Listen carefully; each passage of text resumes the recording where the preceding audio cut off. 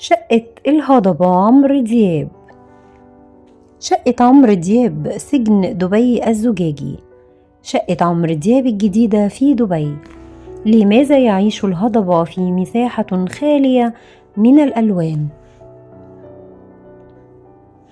حين تسمع اسم عمرو دياب تقفز إلى ذهنك الألوان والصخب والحفلات الأسطورية، لكن ماذا لو أخبرتك أن ملاذ الهضبة الجديد في دبي هو عبارة عن مساحة صامتة تخلو تماما من أي صخب؟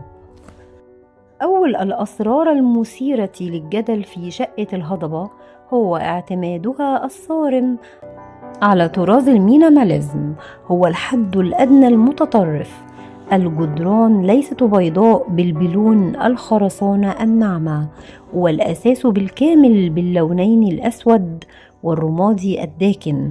لا وجود لستائر ثقيلة، ولا وجود للوحات على الحوائط، ولا حتى سجادة واحدة على الأرض.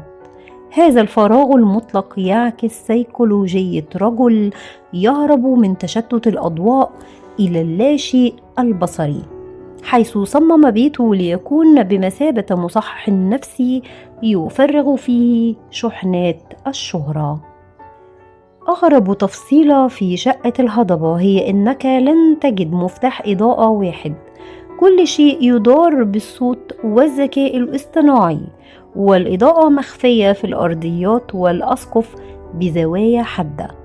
أما النظام الصوتي المحيط فيتحكم في ترددات الشقة لتعزل صوت رنين الهواتف، ليتحول البيت إلى سجن زجاجي فاخر يطل على أفق دبي، ولكن في صمت قاتل.